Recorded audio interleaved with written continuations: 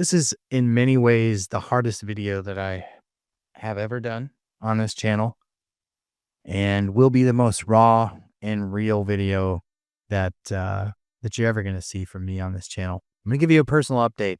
And while this personal update is positive, encouraging, uplifting, it is also full of things that are deeply personal and very hard for me to share, to be honest with you.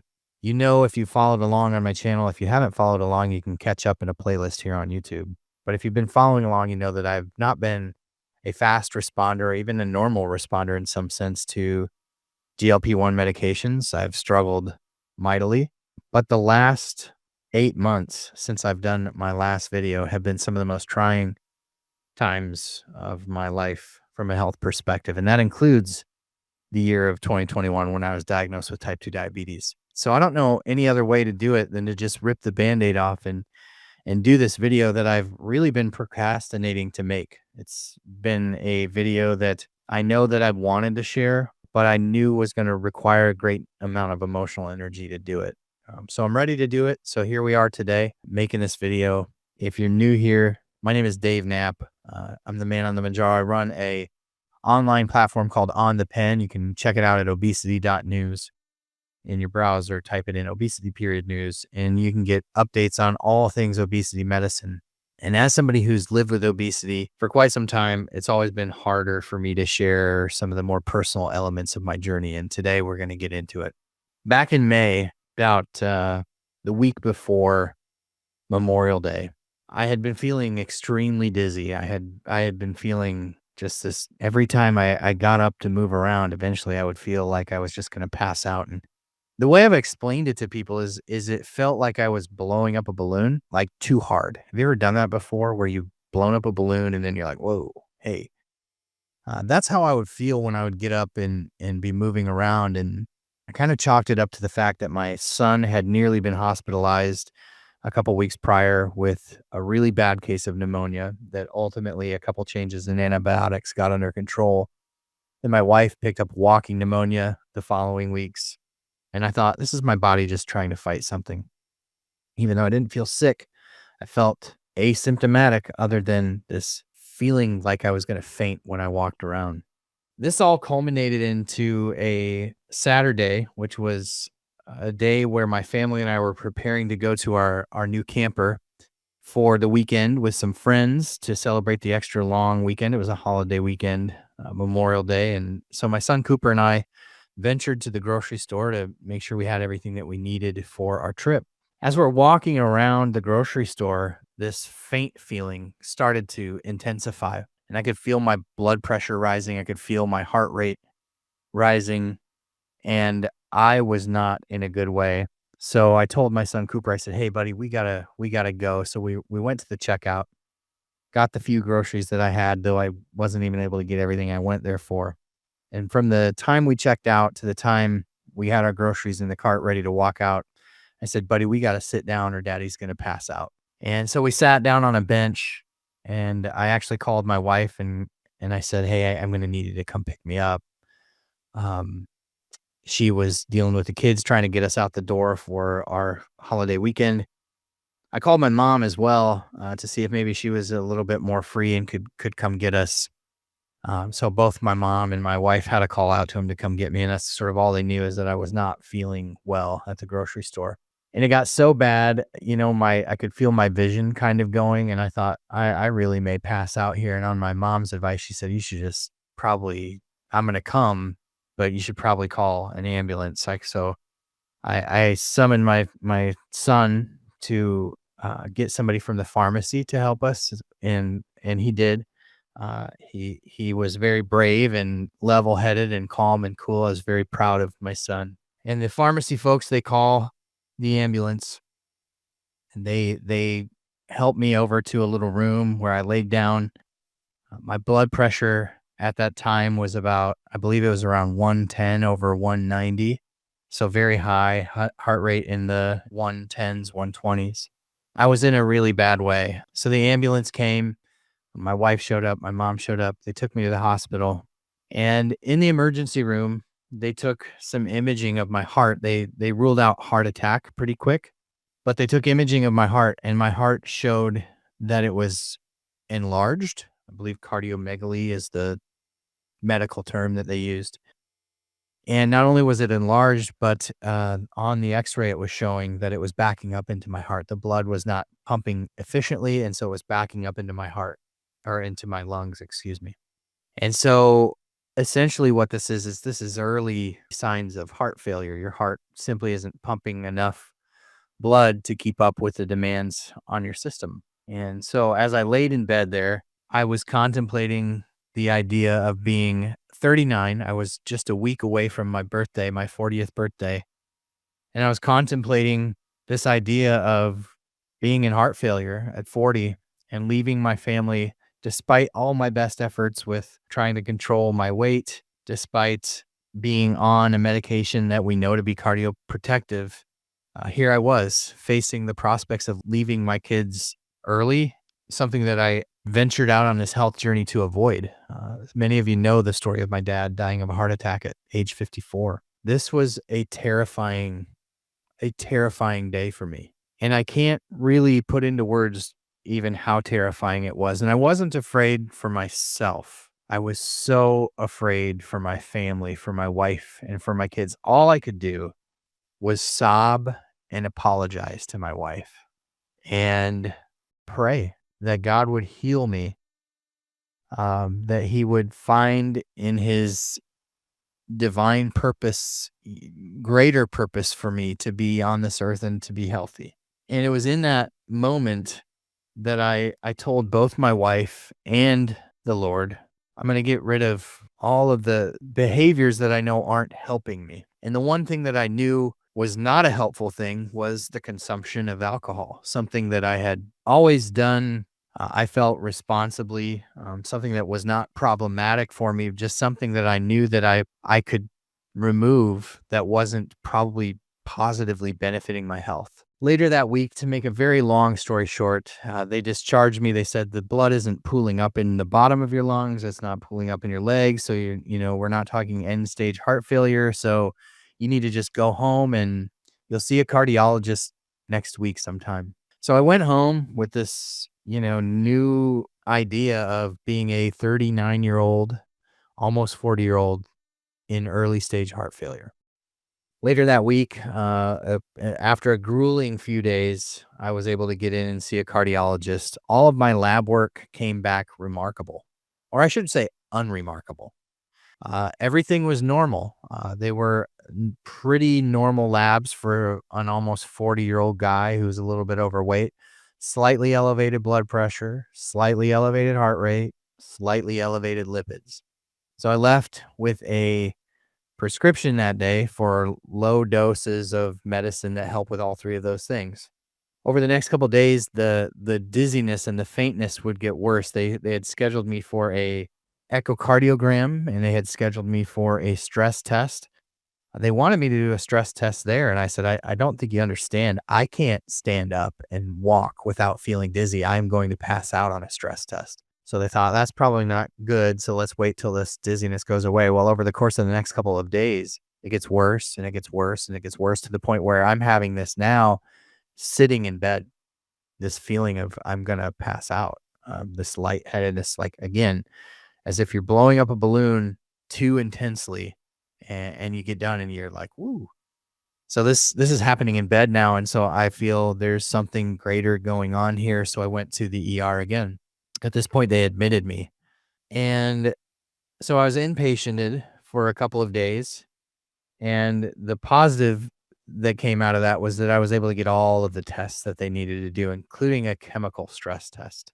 So here I am about 5 or 6 days out from my initial ER visit, and I'm going in for a chemical stress test. Now, if you've never had a chemical stress test done, these are pretty scary. You can put it in the comments and let me know what your experience was, but this was my experience. They inject you with something that makes you feel like you're going to die. I don't know how else to say it. You get an injection. This injection initially is a radioactive dye, and they put you under a CT machine that watches your blood flow.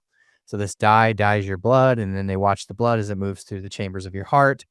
And then they give you the chemical stress, and then they put you under the CT machine again to see how your heart has responded to a low oxygen event to see if there's anything wrong with your heart. So it's a very thorough, it's much more thorough in a way than a treadmill stress test, which only hooks you up to an EKG. So the injection to ramp up your heart rate feels like you're going to die. I mean, your heart goes from 0 to 1,000, like seemingly, right? In an instant, and you just feel like your heart's going to blow out of your chest. It's a horrible feeling, but it doesn't last very long. And as I laid on the table after the stress test, to have my heart imaged again to see, what was going on in my heart, I prayed.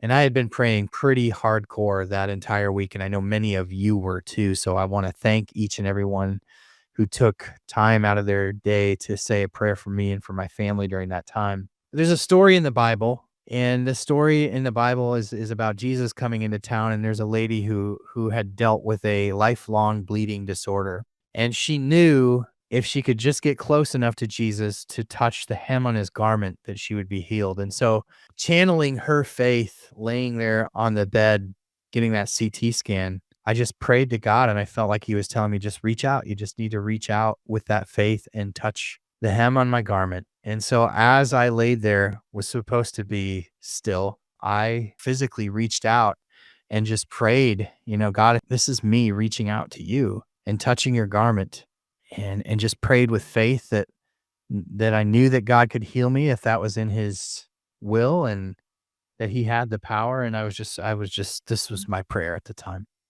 To make a very long story short, the echocardiogram, or this chemical stress test and the imaging that came afterwards, came back 100% normal. The echocardiogram came back 100% normal. Not only was my heart no longer enlarged, but there was no evidence that it was struggling to keep up, pump effectively, or anything like that. My heart had been healed from in that 5-day period. And as part of that healing that I received, I was more determined than ever to make sure that I was making the changes that I was making permanent. I didn't want to be consuming anything or doing anything that I felt like could be obviously detrimental to my health. And obviously the alcohol was one part of that. And I had been able to take many breaks from alcohol over the years for weeks or even a month at a time. I would just have a dry month. Like I said, I never really felt like I had a problem with it, but it was something that I think in hindsight, I had come to rely on a little bit to just be a relaxer for me. High stress jobs that I've had over the years, a lot of weight is on your shoulder just as a father, and the weight that you carry for your family. And I think that I just maybe become to rely on that a little bit too much in hindsight. When I would step away from alcohol prior to this last few months, it never made an impact on my weight. And this is where I start to bring this back to my weight loss journey. So thank you for hanging with me through this first part of the story. When I went into the hospital on May 24th, my weight was 295 pounds. Now, to sort of bring this all back, if you haven't sort of tracked with my journey, it's been a confusing one and a very up and down one. It's never been a remarkable weight loss story. But when I first went in and was diagnosed with type 2 diabetes, I weighed 319 pounds. That's November of 2021. In November of 2022, like I mentioned earlier, when I had done that full year of keto, I was at 312. Didn't end up having insurance coverage for bariatric surgery, which is what my doctor wanted at that time. That was when he introduced me to Mounjaro, and I went home to learn everything I could possibly learn about these medications before I was ever going to inject them into my body. So I went on Mounjaro in November of 2022 at 312 pounds. By May, I had already titrated up and been on 15 milligrams for a couple of months. My story was early on in Mounjaro's history on the market. That was when you could basically get a prescription for Mounjaro, whether you had diabetes or not, and you could get it for 25 bucks. Everybody could. It was crazy. You can go back, watch some of my early videos with the savings cards and everything. That's sort of how this channel grew fast, as so many things were changing early on. But because there were so many people on the medication, and because Lilly lacked the manufacturing capacity at the time to keep up, it was very hard to find intermediate doses. So I skipped both the 7.5 and the 12.5 in the titration process. So I got up to that 15 pretty quick. And by May of 2023, my weight was down to 200 376 pounds. So from November to May, I went from 312 to 376. Now, from that point on, that to this update, my weight 276 was the lowest I had ever hit on Mounjaro. And then I had to go off Mounjaro for a little bit because of scarcity, went on Ozempic, tried that for a little bit, titrated back up. So really my weight bounced around all the way back up when I went on Ozempic and tried that little experiment, went all the way back up to 299 pounds. So I didn't touch 300, but I went back up to 299 in February of 2024. Now, over the course of the rest of 2024, you can go back and watch my September 23rd, 2024 update, where I had gotten it back down to 284, and I was using Can't Wait, which is that product from Integrated Peptides, which was helping me quite a bit. But then, I would go off of the Can't Wait. I would go on it, go off it. I have a really hard time sticking to pills. Probably have less of a problem now that I've been on these cardiac pills, which you can't really skip. But my weight from September 23rd of 2024 to May 25th of this year went from 284 back up to 295. Now, this is all on the 15 milligram dose of Mounjaro. So for most of the time, absent that Ozempic layover and the first few months, I've been on the 15 milligram pretty much consistently for 3 years, right? Absent just a few different months in there. So May 2025, when I went into the hospital for all of this stuff, my weight had gone back up to 295. And it was at that point, that I said, I'm going to cut out the alcohol. At that point too, I had been in April, I had been sent a scale from our friends at Shapa. And this is a really cool part of my journey too that I want to share a little bit with you. This scale is amazing. And I'll share more about that here as I get past sort of where I'm at health wise, because this is a super cool thing that I think has really helped me from a mentality standpoint, like having the right mindset, breaking those cycles of the scale being a huge, spiral for me. I would oftentimes throughout this journey, be up 5 pounds because I'd have a couple days of bad eating and I'd be like, what does it even matter? I'm just bouncing around and this medicine isn't going to help. And it just like that mentality just sort of gets in your head from the scale. And so the Shapa thing was actually a pretty big game changer for me too. But the first month off alcohol, so from May to June, I really didn't lose a lot of weight. I was at 295. The weight came down after a couple days in the hospital a little bit. And so at the beginning of June, I was around 288. So it came down from about 7 pounds. I think some of that was water weight. The fact that I wasn't eating because I was so worked up and anxious about all the health stuff.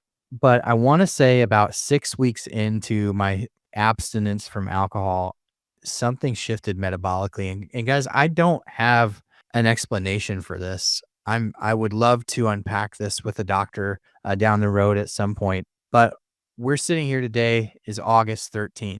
Since June, I have not only gotten to the lowest weight that I've been on a GLP-1, I'm actually down below that. So as we sit here today, my weight is at 272 pounds. That is the lowest weight I've ever been on a GLP-1. And that is in the last month, a 14-pound weight loss. I've lost 14 pounds in the last month alone, about 3.5 pounds a week. And some of you might say, well, that's because you're not having the calories from alcohol. Well, I think it's actually more than that. And I'll explain what I mean by that. Because my weight didn't come down until really start to come down meaningful until about July 15th to today. And that's about 15 pounds of weight loss in that time. And it didn't come down. So cutting it out for the first month, 6 weeks, didn't make a difference. It's made a huge difference in the last month. And I think what's happening is there's some metabolic things that are coming back into alignment. And perhaps the craziest part about this is that in addition to losing weight, the medicine from a appetite suppressing standpoint is working like it's never worked before. And not only is it working to suppress my appetite, I'm actually getting some of those side effects that people have long reported on these medications. where I'll eat a meal and that meal sits in my stomach for an extended period of time to the point where I get those horrible sulfur burps. It's like whatever I've done in removing alcohol has caused the medicine to work better. And there's no studies, there's nobody sharing stories that are similar to this. This is your story, I'm dying to hear it. But for many people, they get on a GLP-1 and they stop drinking. They no longer have the desire to drink alcohol. That never happened for me. I never had a reduced desire for alcohol. I never had a reduced desire for certain foods, certain anything. But once I actually removed the alcohol totally for an extended period of time, again, it took 6 weeks to notice anything at all. It's like the medicine is working. I don't have a better explanation for that. So, starting weight at the diagnosis of diabetes was 319.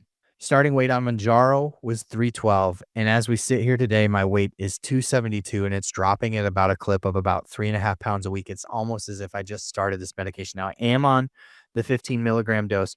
I do want to say the only other thing that I've changed is the use of this Shapa scale. And that's where I want to introduce this to you because I think that this could be super helpful for some people. And like, tell me if this is your experience too, because in the past, when I'm watching what I eat and dieting, right? Which I hate that word. I even like the whole dieting thing is something that I wanted to shed long ago. The reality is, unless I'm minding my P's and Q's with what I eat, if I'm left to my own devices, it makes a huge difference when you step on the scale and it shows 5 pounds up or 5 pounds down. If it shows 5 pounds up, it has the ability to derail me for weeks because it gets that much into my head.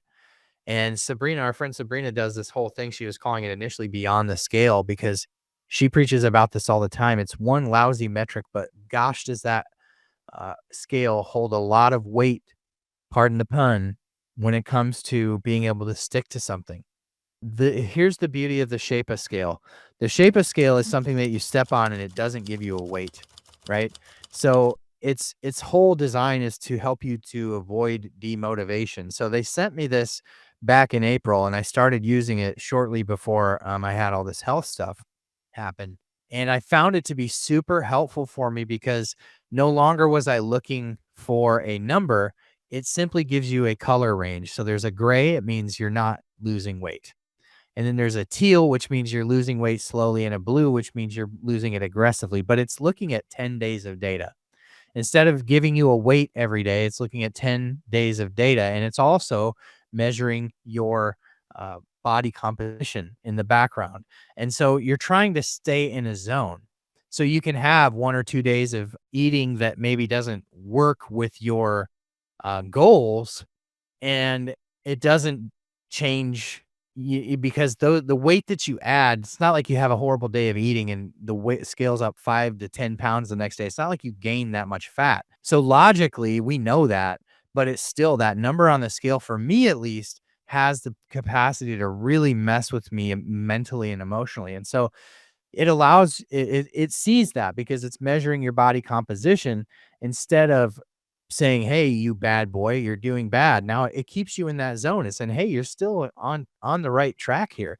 You've gained 5 pounds of water weight in a day, but the scale knows that, and so it keeps you in this zone, either teal or blue." And the fact that I can go a couple days and I can go to the state fair with my family and I can have a corn dog or, something that normally I wouldn't eat, that it doesn't derail me mentally for days on end because the scale gets messed with. And so that has been a huge game changer for me.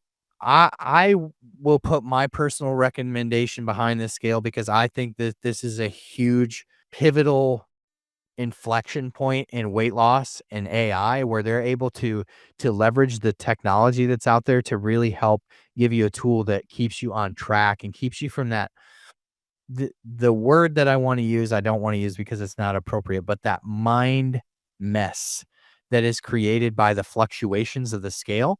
I need to not have that because otherwise, you know what I do? Before I had the Shape of scale, I just wouldn't step on the scale for months and months and months at a time. In fact, I'll put up a graphic from my Lose It app, which now does actually feed your weight into your Lose It app. So it is tracking your weight, and you can toggle it on to see that weight if that's important to you. But for me, I just like checking in with my Lose It app once every few days and just seeing where the trend line is. But you can see these long periods of time where I just don't get on the scale. So that's where the line stays the same. But you see when I'm weighing every day on the Shapa scale, you see this, instead of these long lines of no. So I just wouldn't use a scale. It's obviously an important metric. Weight is an important metric, but I hated the scale so much I just don't use it if I know I'm not losing. This has kept me engaged with the scale too because there's some really cool you want to maintain your streak and you get points and it's just a very cool thing. If you want to check it out, you can. I think this is a really cool tool. And y'all know I don't bring you anything to this channel unless it's something that I use for myself and I firmly believe in it. I don't bring it to you, but the Shapa scale, you can check it out at myshapa.com. Shapa, like play on words for like Sherpa, right? Basically, it's your tool. Like a Sherpa helps you get up the mountain. This is helping you climb that mountain to what can feel like a Mount Everest when you're looking at the goal of getting your health on track. So myshapa.com, if you use code OTP30, they're going to give you a 30% discount on using the scale. It's free for the first few months, and then it's a very negligible fee for the year. It's when you break it down per month, it's nothing. Very, very, very cool tool that I think is tapped into. Like I told the guy Natty who put this thing together, I said it's figured that thing out in my brain that's messed up about the scale, and it's like quietly fixed it. I don't even know how, but I'm just thankful for it because now I'm consistently measuring that metric, but without the negative side effect of the scale being able to have the power to derail me for days and maybe sometimes even weeks and months on end. That's how bad it is for me, folks. I mean, I'm just being honest. So myshapa.com code OTP30 is going to save you 30% off the scale. And then obviously it's free for the first few months. So try it out. See if you like it. After that, I believe it's like $84 a year. If you do it, it gives a little back to the channel too. So that's always a positive thing. But man, this thing is awesome. And it's been the one other thing that I've changed in here. I have not been using any supplements. I backed off the supplements altogether when this heart stuff happened because I get so folks, I have crazy health anxiety. And it all stems from being in the hospital for 9 days after my dad had his heart attack. We lived in that hospital for 9 days. The sounds, the machines, it is all extremely triggering for me. It was a terrifying experience to be in the hospital with cardiac related things. But this has absolutely been a complete game changer for me to cut out the alcohol and then to use the Shapa scale. So I've been using no supplements, no nothing. Um, and now I'm down to the lowest weight. So I would strongly encourage you talk to your doctor. If you use alcohol and you're like me, I don't think most people are like me. And most people get on these and they're like, I don't drink anymore. I can't stand it with the GLP-1. For me, that's never been the case. But once I did remove it, the medicine has started to work, I feel like, in a way that I just never got the full benefit from before. It's just, it's been remarkable. So check them out, myshapa.com, code OTP30. That's the update, 272. I hope that this continues. I hope that I can continue to. It's so hard for me to do these updates because you wouldn't believe how much emotional energy it takes for me to do this. I could talk to you about the news all day long, all night long, all week long. This stuff is personal and hard to share. And it's hard to struggle, and it's hard to struggle publicly. I think you can probably appreciate having a community of 130,000 people who are on these medications and have to come back update after update and just say, it's not working for me the way it does for you. I'm hopeful for the new medications. But I think really what I've tapped into here is alcohol may have been one of the defining factors that was holding me back. Is it holding you back? And that's a question you'll have to ask yourself and talk to your doctor about. I know it's for a lot of people who are really using a lot of alcohol. It's not something that you want to just jump in and quit cold turkey. It's a very sensitive topic. So pull your doctor into that conversation for sure, as did I. But you want to make sure that you get the support that you need. But that could be something that's holding you back. I think it may have been holding me back. And that's the update. Thanks for hanging out with me. Thank you for being the best part of what we do at On the Pen. I shouldn't do this without you. I'm so grateful for each and every one of you that you care enough for me as a human to have prayed me through some of the hardest weeks of my life. I'm so thankful to be on the other end of it. I'm feeling great. I feel like I'm looking great. And I'm looking forward to doing a lot more of these updates and having a lot more positive news to share with you in the coming months. Please, before you go, consider subscribing to the channel if getting obesity medicine news is something that's helpful for you in your journey. Please consider hitting the thumbs up button on this video and dropping a comment and letting me know what you think about all of this. Can't wait to hear from you. Catch you on the next one.